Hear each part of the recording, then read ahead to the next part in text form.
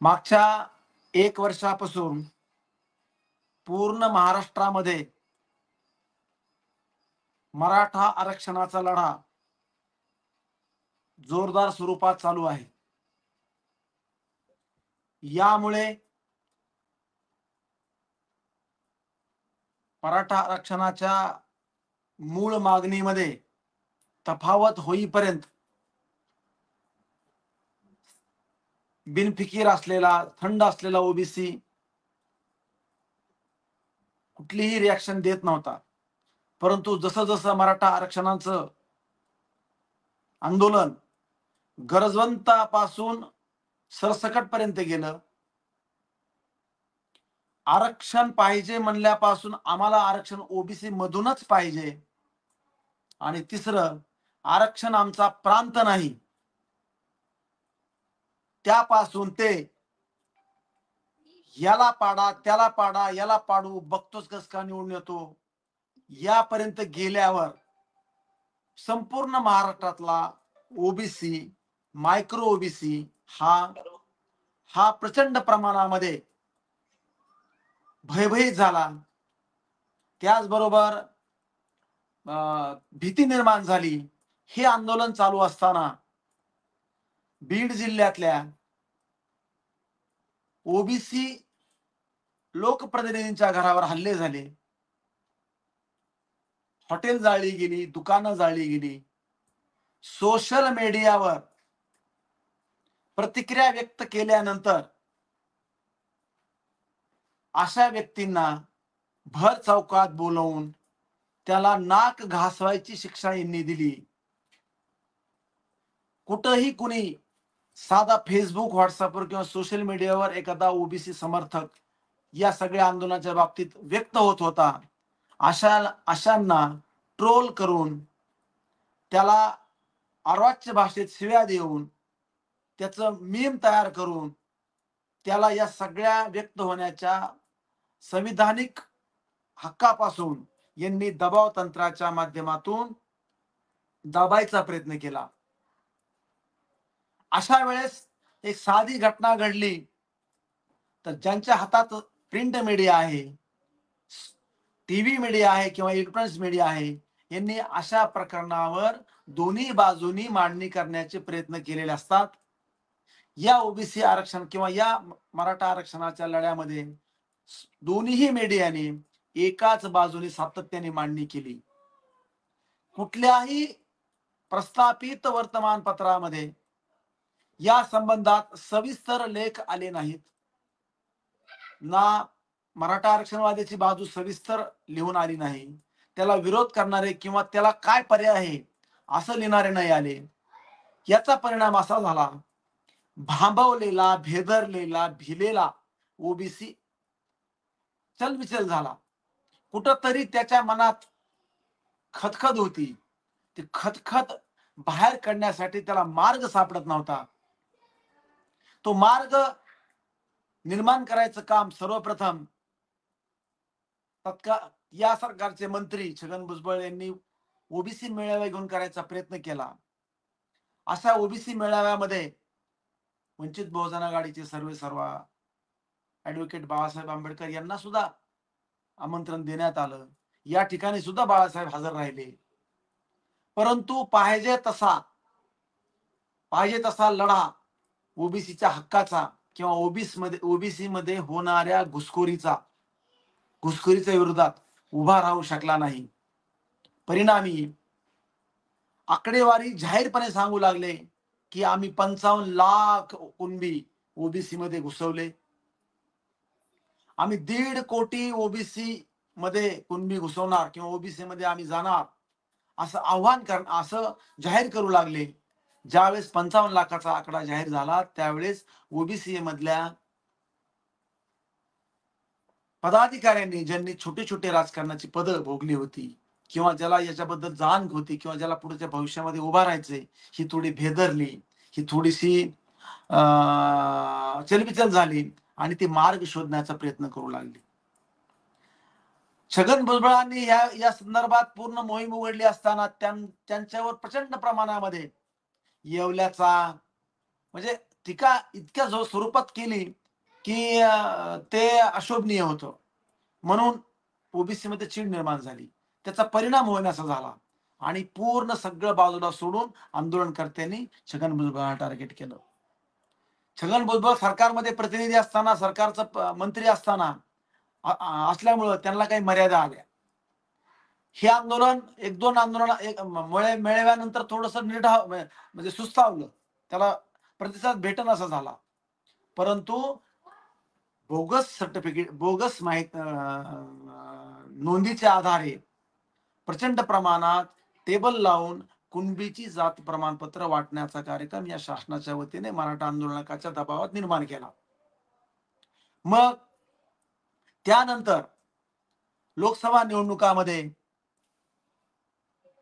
प्रचंड प्रमाणात त्यांना राजकीय दृष्ट्या सक्रिय करायचा प्रयत्न सर्व पक्षांनी म्हटल्यापेक्षा विस्थापित विरुद्ध प्रस्थापित मराठा होईल, प्रस्थापित विरुद्ध मराठा होईल, हा एक संकल्पना निर्माण होण्यासाठी बाळासाहेबांनी त्यांना राजकीय भूमिका घेण्यासाठी आग्रह केला. परंतु त्यांनी राजकीय भूमिका न घेता कुठल्याही सामाजिक आंदोलनाचा शेवट जसा राजकीय होतो त्या पद्धतीने त्यांनी खुलेआम कुठल्याही पक्षातला असो निवडून येऊ शकणाऱ्या मराठा समाजामागं आपण मतदान करावं असं खुलं आवाहन केलं. आणि त्याचा परिणाम असा झाला की मराठवाड्यामध्ये जिथं मागच्या वेळेस 2 नॉन मराठा आमदार होते, मग खासदार होते, ते खासदार जाऊन आज 8 पैकी 1 एससी विभागात 7 खासदार हे मराठा समाजाचे निवडून आले. यामध्ये आव्हान करताना आंदोलनकर्त्यांनी काँग्रेसला पर्याय म्हणून उभा केलं. परंतु त्यांच्या हे सांगण्यातून हे नाही आलं की जरी भारतीय जनता पार्टी लागणार असेल तरी तुमच्या सगळ्या हक्काच्या आणि अधिकाराच्या लढ्यासाठी काँग्रेस सुद्धा स्थापनात आहे. कुठल्याही आज 2 महिने झालं, 3 महिने झाले निवडणुकाचे निकाल लागून अजून या खासदारांनी या आरक्षणासंदर्भात कुठेही आवाज उठवलेला नाही. लोकसभेत सुद्धा नाही, कुठलाही विषय नाही. निवडणुकामध्ये प्रचंड प्रमाणामध्ये लोकप्रिय असणाऱ्या बीड जिल्ह्यातल्या माजी मंत्री गोपीनाथ मुंडे यांच्या कन्या पंकजाताई मुंडे यांचा 5-6 हजाराने मतदान निवडणुकीत पराभव झाला. पंकजाताईने कुठल्याही ओबीसीच्या मेळाव्यामध्ये हजर राहिले नाहीत, कुठेही समर्थनाचं भाषण केलं नाही, बातम्या दिल्या नाहीत, वक्तव्य केलं नाही. तरीही पंकजा मुंडे यांचा मराठा आरक्षणाच्या पार्श्वभूमीवर बीड लोकसभा मतदारसंघातून पराभव झाला. त्याच निवडणुकामध्ये माढा मतदारसंघातून उभा असलेले लक्ष्मण हाके हे सुद्धा अपक्ष उभे असलेले हे सुद्धा निवडणुकीत पराभूत झाले. ही कुठेतरी खंत होती. एवढा मोठा समाज, आज वंजारी समाज एवढा मोठा बहुसंख्य आहे महाराष्ट्रात, धनगर समाज भरपूर आहे, माळी समाज भरपूर आहे, असं ठरवून जर इतर समाजाच्या, इतर मागासवर्गीयांच्या लोकप्रतिनिधीला जर पाडलं गेलं तर आपल्याला आता काहीतरी केलं गेलं पाहिजे. म्हणून लक्ष्मण हाके यांनी वडेगोद्रीला उपोषणाला सुरुवात केली. लोकसभा निवडणुकीनंतर झालेल्या या ओबीसीच्या उपोषणाला प्रचंड प्रतिसाद मिळाला. अंतरवाली सराटी हे मराठा समाजाचं आरक्षणाचं केंद्र होतं. तिथून अवघ्या 1.5 किलोमीटर अंतरावर वडीगोद्री इथे सकल ओबीसी समाजाच्या वतीने नवनाथ वाघमारे व लक्ष्मण हाके यांनी आमरण उपोषणाला सुरुवात केली. पहिल्या 3 दिवसापर्यंत या आंदोलनाला प्रतिसाद नव्हता. स्थानिक लोक, चळवळीचे कार्यकर्ते येऊन भेटू लागले. सर्वसामान्य ओबीसी तिथं जमा होत नव्हता. परंतु बीड जिल्ह्यातल्या लोकप्रतिनिधींनी, स्पेशली पंकजाताई मुंडे यांनी ट्विट करून आवाहन केलं की लक्ष्मण हाके आणि नवनाथ वाघमारे करत असलेल्या उपोषणाला तमाम ओबीसींनी भेट द्यावी. त्यानंतर त्या ठिकाणी ते आंदोलन व्यापक प्रमाणात वाढलं. प्रचंड प्रतिसाद मिळाला. त्यामध्ये कुठलाही राजकीय प्रतिनिधी, ज्याला राजकीय करिअर करायचे अशी लोक नव्हती, तर गावगाड्यातले ज्यांना ह्या सगळ्या गोष्टीचा त्रास होत होता असे लोक आपल्या 2 भाकरी आणि लोकांसाठी 4 भाकरी अशा 5-6 भाकरीचं गाठोडं घेऊन तिथे यायची. त्या भाकरी जिथं गोळा होता तिथं द्यायची, लोणचं द्यायची आणि दिवसभर आंदोलनाच्या मंडपामध्ये बसायची. आपल्याला कुणी बोलवलं हे विचार करत नव्हती, आपलं नाव घेतात काही विचार करत नव्हती, आपण कुठल्या जातीचे हे पाहत नव्हते, फक्त ओबीसी म्हणून दिवसभर त्या मंडपात बसून निघून जायची. या ठिकाणी प्रचंड प्रमाणात प्रतिसाद मिळाल्यानंतर परभणी, हिंगोली, नांदेड पूर्ण महाराष्ट्रातून प्रतिसाद मिळाल्यानंतर मग कुठे शासनाला जाग आली. शासनाने सर्वप्रथम पंकजाताई मुंडे आणि धनंजय मुंडे यांना मन वळवायचा प्रयत्न केला, परंतु त्यांनी आपल्या मागण्या केल्या, की आम्हाला शासनाने स्पष्ट सांगावं, की आम्ही ओबीसीला धक्का लागत नाही, असं आपण म्हणता. तर मग हे दीड लाख 55 लाख नोंदीचे ओबीसी प्रमाणपत्र हे काय आहेत? हा एक पहिली मागणी त्यावेळेस ओबीसी आंदोलकांनी केली. परंतु ती मागणी शासनाला पोहोचल्यानंतर पुन्हा एक शिष्टमंडळ मंत्रालयात गेलं. तिथं बैठक झाल्यानंतर मग मंत्रिमंडळाचं एक शिष्टमंडळ आलं आणि त्या दिवशी नवनाथ वाघमारे आणि लक्ष्मण हाके यांचं उपोषण वापस करण्यात आलं. त्यांनी सांगितलं, की हे आंदोलन आता स्थगित झालेलं आहे, फक्त संपलेलं नाही. परंतु याला राजकीय ठेस नव्हता. सकल मराठा समाजाचं आंदोलन मराठा आरक्षणासाठी अंतिम टप्प्यात होतं राजकारणात जाण्याच्या. परंतु हे निर्माण होत असताना ते सामाजिक होतं ओबीसीचं. मग ओबीसीच्या आंदोलनाला राजकीय फेस देणं आवश्यक होतं.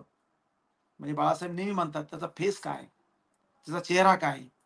तो फेस कुठलाही राजकीय पक्ष आपल्या स्वतःच्या अजेंड्यावर हा विषय घेत नव्हतं.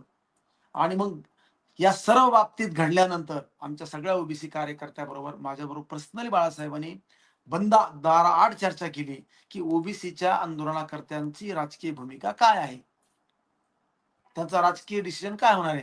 म्हणलं साहेब, अजून त्यांचा राजकीय डिसिजन झाला नाही, परंतु सामाजिक दृष्ट्या ते आता सकल समाजाला संवाद यात्रेच्या माध्यमातून संपर्क करणार आहेत. मग दुसऱ्या टप्प्यात बाळासाहेबांनी चर्चा करताना आम्हाला असं विचारलं, आपण अशा प्रकारची रॅली काढली तर?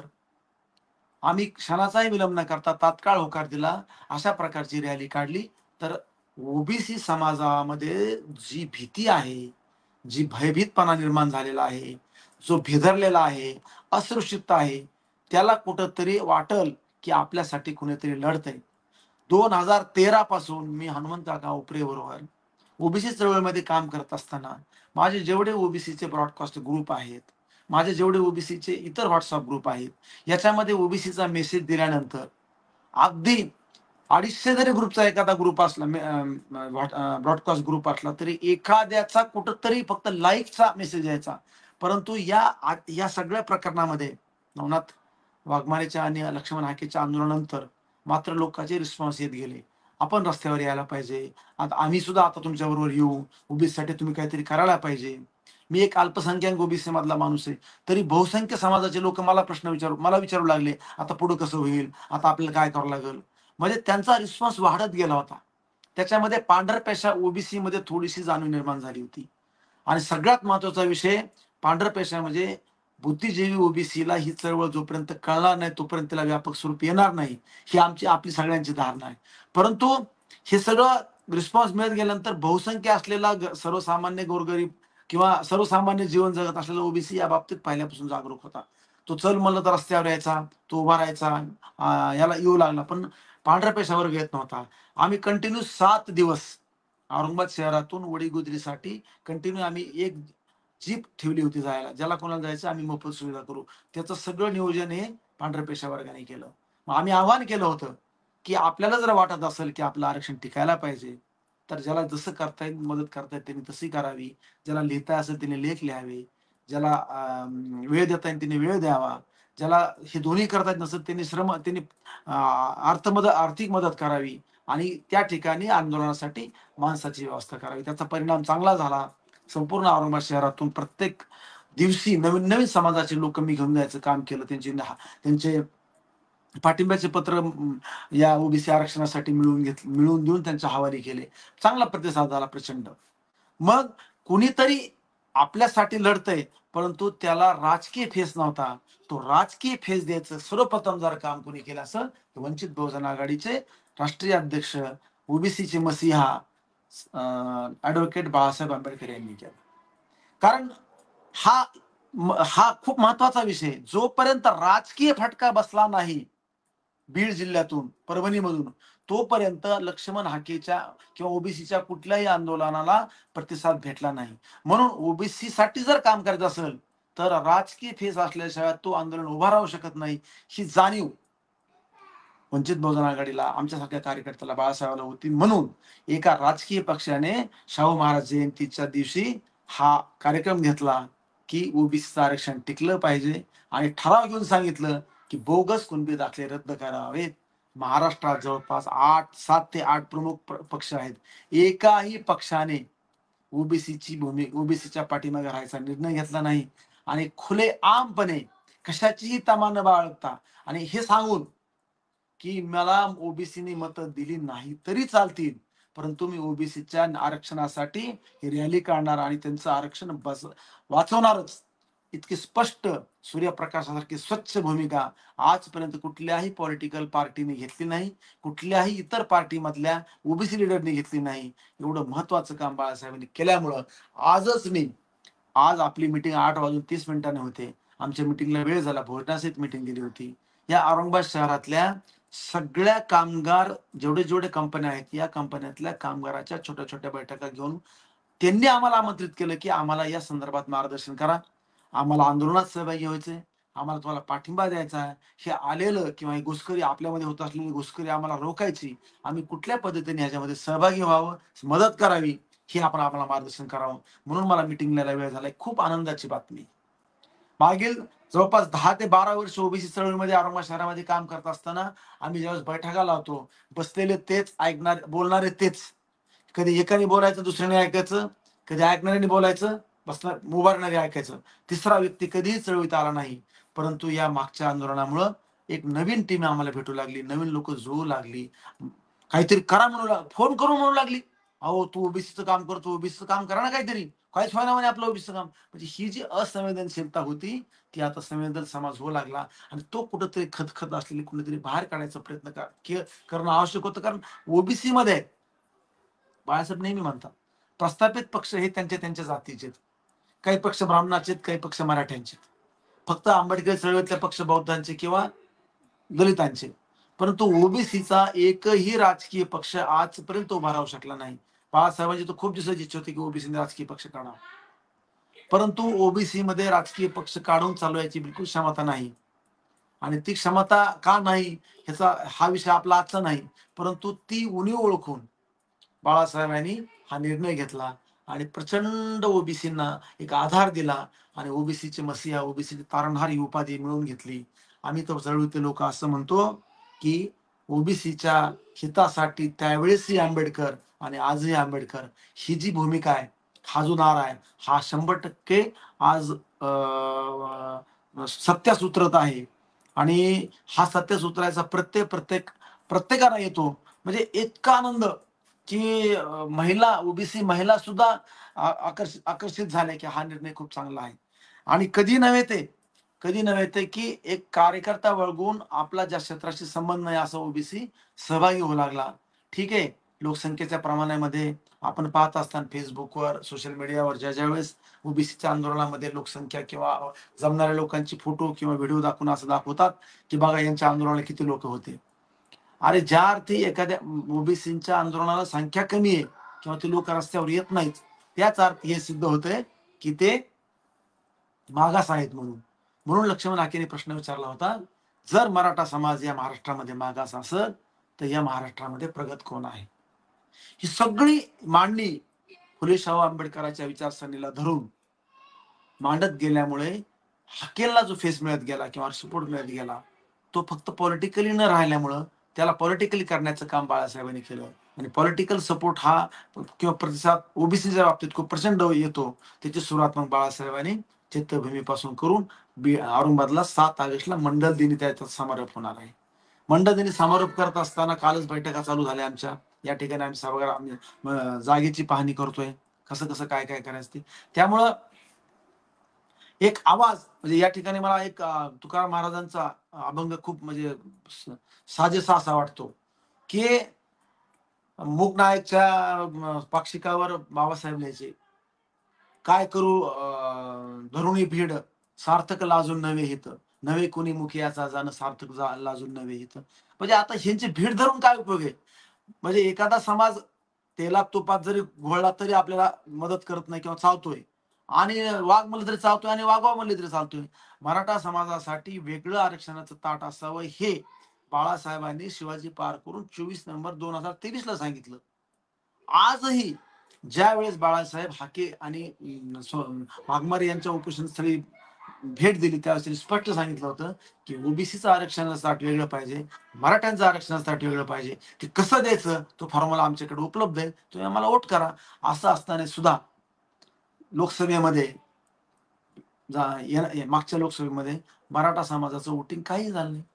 फक्त आणि या संदर्भात एक महत्वाची गोष्ट सांगायची वाटते की बाळासाहेबांनी प्रोटेक्ट केलं मनोज जरांगेच्या आंदोलनाला, की ज्यावेळेस त्यांनी सांगितलं की आम्हाला लायकी नसल्याच्या हाताखाली काम करावं लागतं, याचा अर्थ स्पष्ट होता की एससी एसटी मधल्या ओबीसी मधल्या क्लास 1 झालेल्या लोक लोक क्लास 1 होऊ लागले आरक्षणाच्या माध्यमातून असं त्यांना वाटू लागलं.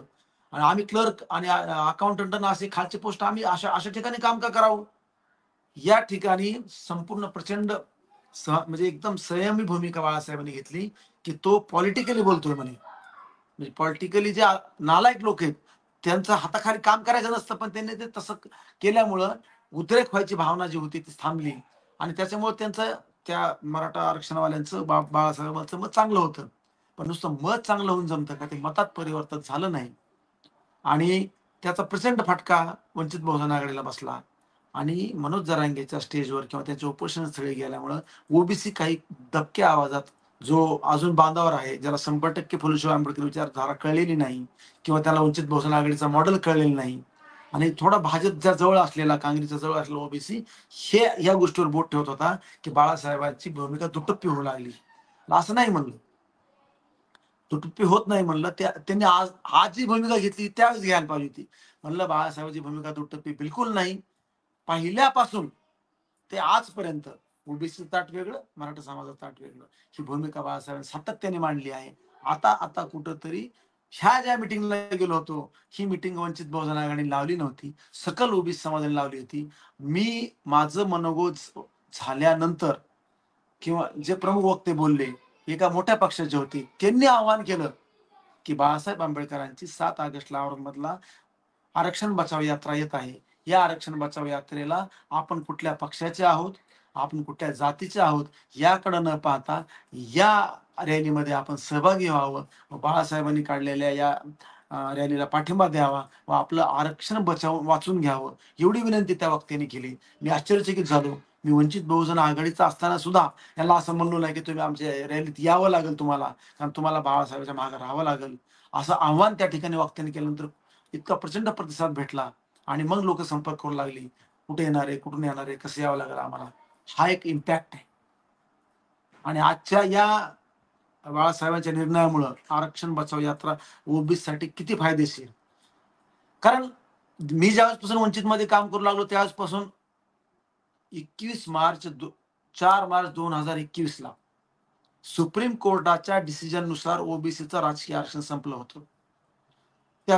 त्याची बातमी त्याची पहिली पत्रकार परिषद मुंबईला बाळासाहेबांनी घेतली. स्पष्ट सांगितलं की इम्पिरिकल डाटा, आयोग समर्पित आयोग नसणे आणि ट्रिपल टेस्ट, या 3 ट्रिपल टेस्ट नसल्यामुळे ओबीसीचं राजकीय आरक्षण संपलं. म्हणजे मी अचंबित झालो. कुठेही पेपरला कोणाची राजकीय प्रतिक्रिया नाही, कुणी त्याच्यावर बोलायला तयार नाही. डायरेक्ट बाळासाहेबाला फोन लावला, बाळासाहेबाला विचारला, बाळासाहेब राजकीय आरक्षण गेले का? हो म्हणे, ओबीसीचं राजकीय आरक्षण संपले, आता काहीही करता येत नाही. त्या दिवसापासून मग ओबीसीचं राजकीय आरक्षण पूर्वत करण्यासाठी बंटी आयोग, तक्रारी, त्यांचं निवेदन हा कार्यक्रम आम्ही राबवला. त्यासाठी आम्ही non political OBC front Aurangabad शहरात उभा केला. त्याचा परिणाम असा झाला की बंटी आयोगाची स्थापना झाली. त्याला जी आकडेवारी द्यायची होती आम्ही दिली, त्याला जो परफॉर्मन्स द्यायचा तो दिला आणि कसं बसं ओबीसीचं राजकीय आरक्षण तात्पुरतं निवडणुकीत रिस्टोर झालं होतं. तेही पुन्हा रद्द झालं. त्याच्या विरोधात बाळासाहेबांनी मंत्रालयावर घेराव घालायचा निर्णय घेतला. त्या ठिकाणी त्याला अटक झाली. एवढं मोठं ओबीसीसाठी काम आतापर्यंत कुठल्या राजकीय पक्षाने केलं?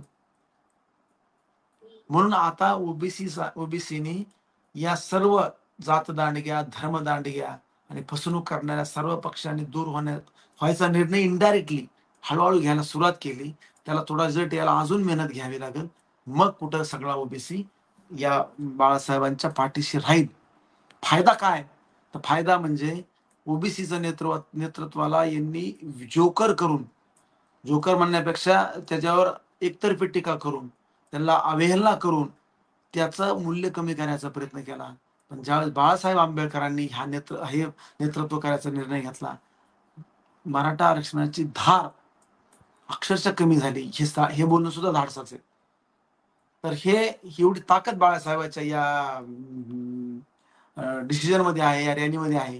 ह्या रॅलीला आव्हान करताना बाळासाहेबांनी सगळ्या ओबीसी पुढाऱ्यांना पत्र दिले, की तुम्ही आपण सामील व्हावं आणि आपलं आरक्षण वाचवावं. याचबरोबर हेही वाक्य सांगितलं, की मला तुम्ही निवडणुकीत मतदान दिलं नाही तरी चालेल, पण मी आरक्षण रॅली काढणारच. हे सांगताना तिने गोपीनाथ मुंडेचं उदाहरण दिलं होतं, की पूर्वी एकदा बाळासाहेबांनी ओबीसीसाठी मोर्चा काढला. भाजपचे असताना गोपीनाथ मुंडे त्या मोर्चामध्ये सहभागी झाले होते. त्यावेळेस बाळासाहेबांनी त्यांना विचारले, की तुम्ही भाजपचा असताना सहभागी कसं काय झाले? मी माझं पक्षाचं पाहून घेणे म्हणजे हा ओबीसीसाठी मोर्चा आहे ना, मग मी ओबीसी नाही का? अशा पद्धतीने इतर ओबीसी जसा मराठा समाज सर्व पक्षविरहित सकल मराठा समाज म्हणून मराठा आरक्षणासाठी रस्त्यावर उतरला, आंदोलनकर्त्याच्या समर्थनात उतरला. भलेही तार्किक दृष्टिकोनातून, संवैधानिक दृष्टिकोनातून, न्यायालयीन दृष्टिकोनातून ती गोष्ट प्रत्यक्षात उतरण्यात नव्हती, तरीही बिनडोकपणे समर्थन केलं. त्याच पद्धतीने ओबीसीने आता बाळासाहेबांच्या पाठीशी राहावं ही भूमिका आता आम्ही घेतोच आहे, पण राहणार आहे हा विश्वास मला या ठिकाणी वाटतो. कारण काय माहिती का, किती फायदेशीर. कारण एक तर काय होईल माहितीये का, की 100 आमदार आम्ही निवडून आणणार. म्हणजे 100 ओबीसीला तिकीट द्यावं लागेल. मागच्या वेळेस 2019च्या विधानसभेला बाळासाहेबांनी सांगितलं होतं, की आम्ही वंचित बहुजन आघाडी लढणाऱ्या 50 जागा ह्या मायक्रो ओबीसी देणार आहे. पण त्यावेळेस ते म्हणले नव्हते, की आम्ही 100 जागा लढणार आहेत. म्हणजे 100 म्हणजे 50 मायक्रो ओबीसी जागा तर फिक्स राहतील. प्लस 50 ह्या अजून मोठ्या ओबीसी मिळतील. जर बाळासाहेबांचा जर एकामेकाला मते देऊ सत्ता आपल्या हाती घेऊ, हा कार्यक्रम जर सुज्ञ ओबीसीला कळला, तर प्रत्येक जातीतला एक आमदार होईल आणि बहुसंख्य जातीतले 10-10 ते 15-15 आमदार होतील. परंतु हा प्लॅटफॉर्म म्हणजे ही भूमिका एकामेकामध्ये देऊ सत्ता आपल्या हाती घेऊ याचा विस्तार किंवा ही भूमिका पटवणारे विस्तारक म्हणण्यापेक्षा प्रचारक म्हणण्यापेक्षा व्हॉलेंटियर कार्यकर्ते जर निर्माण झाले ना, तर वंचित बहुजन आघाडीचं 100 आमदाराचं स्वप्न कुणीही तोडू शकणार नाही. आणि मला वाटतं आजचा जो आपला विषय आहे आरक्षण बचाव यात्रा ओबीसीसाठी किती फायदेशीर. मला वाटतं पॉलिटिकल लिडरशिप किंवा पॉलिटिकल प्रतिनिधित्व मिळण्यापेक्षा दुसरे प्रतिनिधित्व त्या ठिकाणी दुय्यम येतं. कारण त्याच्यानुसारच बाकी ठिकाणी लाभ मिळत असतो. कारण राजकीय प्रतिनिधित्व हे धोरणात्मक निर्णय घेतं आणि धोरण जर ठरल्यानंतर त्याच्यामुळे एका व्यक्तीचा लाभ होत नसून लाखो, हजारो लोकांचा लाभ होऊ शकतो. मग धोरण करणाऱ्या व्यवस्थेमध्ये जाणं आणि आपल्या सोयीचे धोरण आखणं याच्यापेक्षा मोठा फायदा ओबीसीचा दुसरा कुठला होणार आहे? अहो 2024च्या लोकसभा निवडणुकामध्ये प्रचंड प्रमाणामध्ये सर्व सर्व स्तरातील मला आजही लोक म्हणतात, की बाळासाहेबांनी काँग्रेस बरोबर युती का नाही केली? मग एखाद्या व्यक्तीबरोबर युती करताना ज्यावेळेस व्होट ट्रान्सफर करत असताना काहीतरी आपण त्याच्या बदल्यात घ्यायला पाहिजे ना, तडजोड करून. तर तडजोडीमध्ये काय विषय होता बाळासाहेबांचा? जागा विषय तर मला माहित नाही, गौण आणि दुय्यम होता. तडजोडीचा विषय होता ओबीसीला 15 जागा द्या आणि मुस्लिमांना 5 जागा द्या. काँग्रेस पक्षाने किती ओबीसीला आघाडीने किंवा भाजपने किती ओबीसीला जागा दिल्या आणि किती निवडून आणल्या हे नाही सांगणार आपण. हा फायदा नाही ओबीसीचा. परंतु ओबीसीला हे स्पष्टपणे सांगितलं तरीही अजून त्यांच्यामध्ये वंचित बहुजन आघाडीकडून आम्ही निवडून येऊ शकत नाही, येत नाही तोपर्यंत त्यांचा विश्वास बसणार नाही. कुठंतरी क्लस्टर टाईप त्यांना असं वाटतं म्हणून ओबीसी वळत नाही असं माझा अंदाज आहे. पण आता हा जो झटका बसला आहे, हा झटका त्यांना कळलेला आहे आणि बऱ्याच लोकांना वाटतं आणि ह्यांना वाटतं, की आता आपले तारणहार ओबीसीचे मसीहा फक्त बाळासाहेब आंबेडकर आहेत. कारण आम्ही कार्यकर्ते काय सांगतो, की बाळासाहेबांच्या पूर्ण राजकीय करिअरमध्ये त्यांनी ज्या वेळेस कुठं लोकप्रतिनिधी, खासदार, आमदार आमदार त्यांनी जेवढे लोकप्रतिनिधी तयार केले, हे सगळे नॉन बुद्धिस्ट आहेत.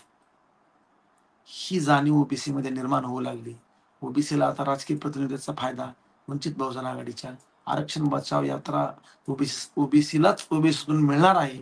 आणि नंतर मग शैक्षणिक आणि त्याच्याबरोबर ही यात्रा काढत असताना बाळासाहेबांनी ओबीसी एससी एसटी यांना सुद्धा बरोबर घेतलंय. कारण ओबीसी मधलं एससी एसटी मधलं पदोन्नतीचं आरक्षण संपलेले. मग त्याच्याबरोबर ओबीसीला जरी पदोन्नतीचं आरक्षण मिळालं तर ट्रेमंडस असा फायदा होणार आहे. आपण विषय करणार आहे किती फायदेशीर. हे राजकीय नंतर दुसरा महत्वाचा फायदा जर कुठला असेल तो ओबीसीला मिळणारा पदोन्नतीतला फायदा, जे ऑलरेडी ओबीसी आरक्षणातून नोकरीला लागले. त्याच्यामुळं ही पूर्ण यात्रा ओबीसींच्या सर्वांगीण विकासासाठी, मंडल आयोगाच्या 100% अंमलबजावणीसाठी व ओबीसीला स्वतःचा फेस निर्माण होण्यासाठी फायदेशीर ठरणार आहे. मला वाटतं या प्रसंगी एवढंच सांगू इच्छितो. मला या ठिकाणी या बहुजन संघटकवर बोलण्याची संधी दिली त्याबद्दल मी आयोजकाचं आभार व्यक्त करतो आणि माझं या संबंधातलं एवढं विवेचन या ठिकाणी थांबवतो. प्रबुद्ध भारत, जय भीम.